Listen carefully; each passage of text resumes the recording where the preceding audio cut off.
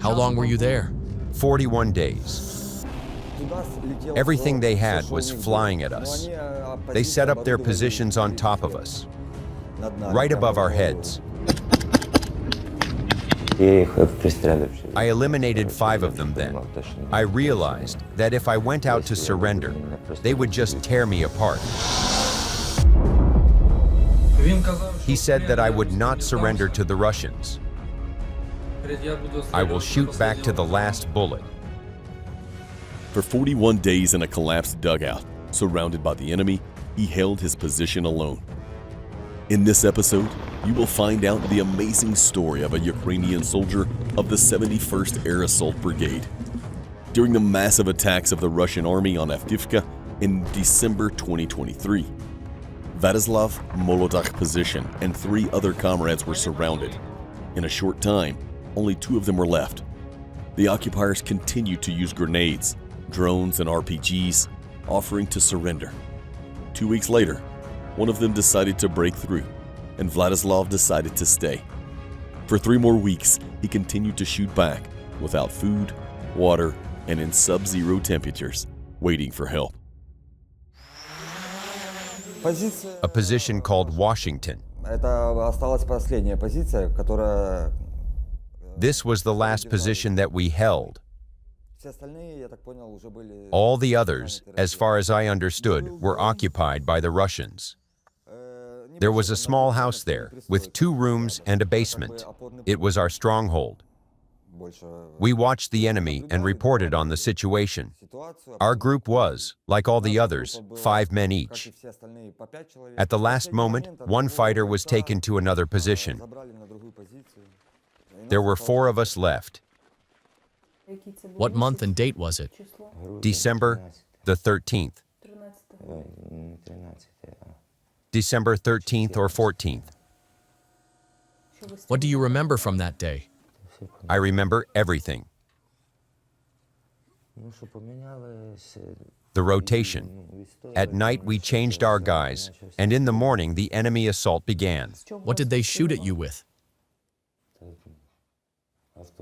Machine guns, grenades, RPGs. They fired at us with everything they had there. Unfortunately, our drone was not in the sky when the enemy approached.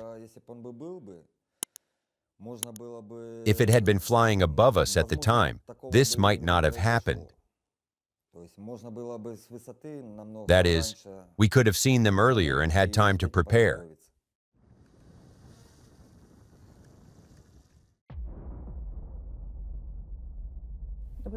Where were you at that moment? I was in a dugout. How many of you were there? 2 of us. First I went in, and then another guy, Igor. When I first climbed up there, it was very dark. I crawled up there because I couldn't see anything. I thought there was not enough space. But in the morning, it turned out to be a spacious dugout. Where were the other 2? The other 2 were standing outside. They were drinking coffee and rejoicing. They thought the attack had already been stopped. There was a lull. Yes. At first there was a shootout, and then silence. For some reason, the guys decided that this was it, that everything had calmed down.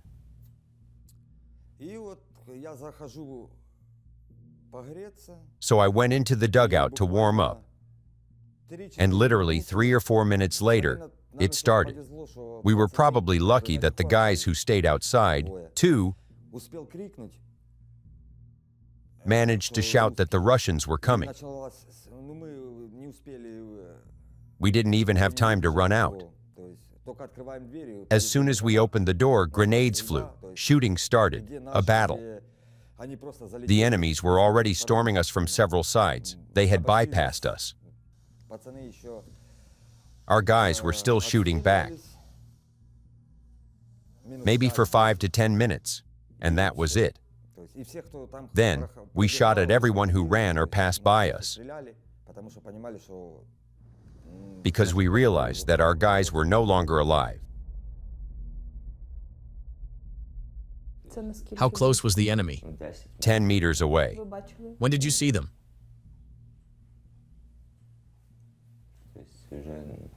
When nothing could be changed. They quickly came from both sides and shot, threw grenades, etc. What kind of weapon did you have? An assault rifle.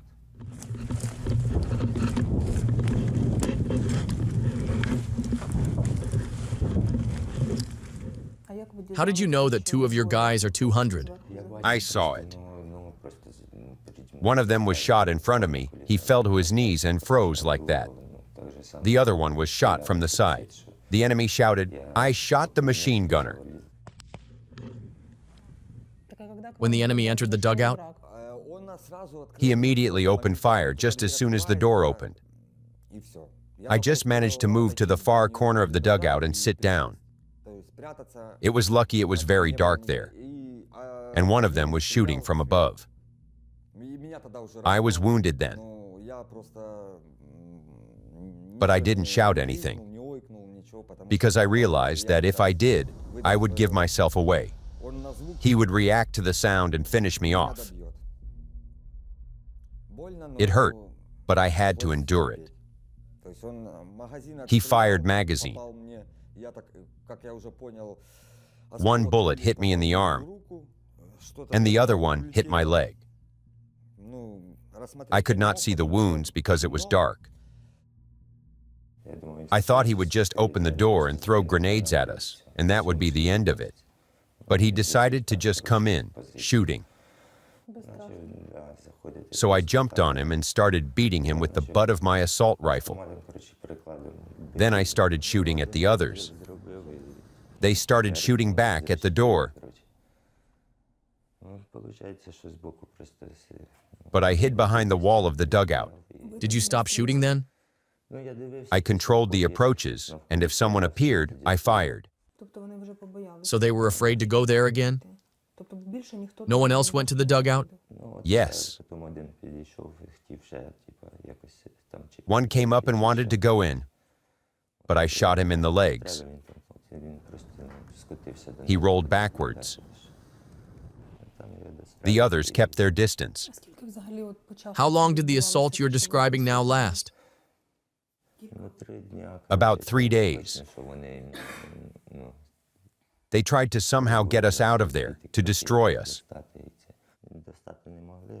But they couldn't. We didn't give up. They shouted, "Surrender, you will live." Why did you take such a principled stance on captivity? They were shelled during these days, and I eliminated 5 of them then. I realized that if I went out to surrender, they would just tear me apart.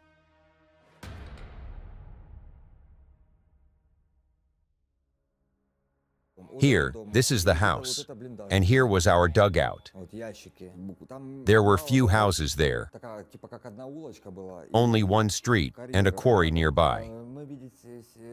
In the dugout, we couldn't see each other, even if we were 2 meters away, because we were in total darkness. We didn't even know whether it was day or night. There, we communicated only in whispers and very rarely. That is, we kept silence because we knew that they had set up a position above us, and also so that they would think we were maybe dead. How long did you personally stay in that dugout? Did you count? As the commander told me later, 2 weeks. I was lying there thinking about ways to escape. Where to go?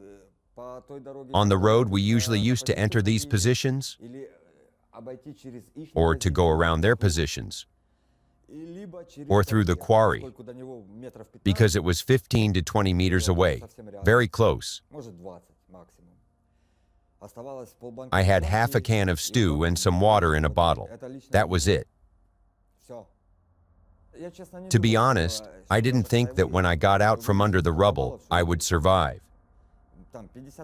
It was 50-50. I told my friend that I was coming out and make my way to our guys. I asked him, "Are you coming with me?" And he said, "No, you will get out and get shot. If you want, go. I hope you are lucky enough to survive. I'm staying here. I'll not surrender. I'll hold the defense. If I die, it will be in battle. Maybe you will die in battle there too." He came out, and I immediately heard a gunfire, and I thought he was shot.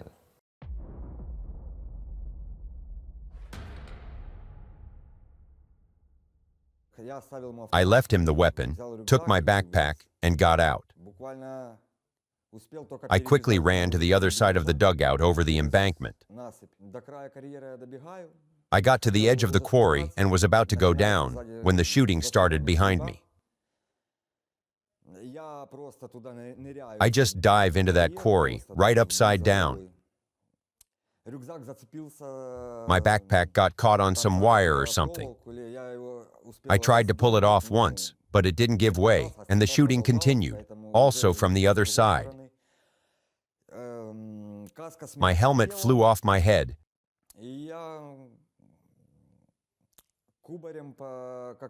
And I rolled down into the quarry as fast as I could.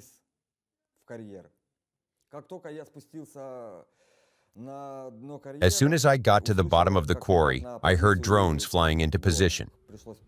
I waited and then crawled into the city. I knew exactly which way. I was running from house to house, going in and looking for something to eat.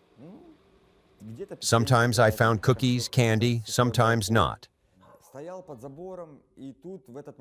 I was standing near the fence, and at that moment I was lucky, otherwise I would not say it. I saw a soldier walking towards me, and it was our soldier. I recognized our uniform. He took a picture of me with his phone. After that, he got a call and confirmed that I was friendly. And then he lowered the rifle. I was fed, watered, and given cigarettes. I was very thirsty, hungry, and smoking. Very.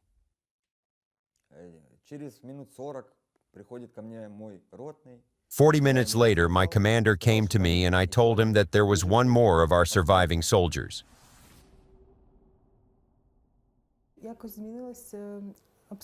Did the situation around your dugout change in any way? The enemy's position was still there. Yes. It was winter, so it was very cold. The enemies were throwing smoke. They wanted to smoke me out of the dugout. How did you warm up? The temperature was below zero. I had a sleeping bag. I also had a few trench candles.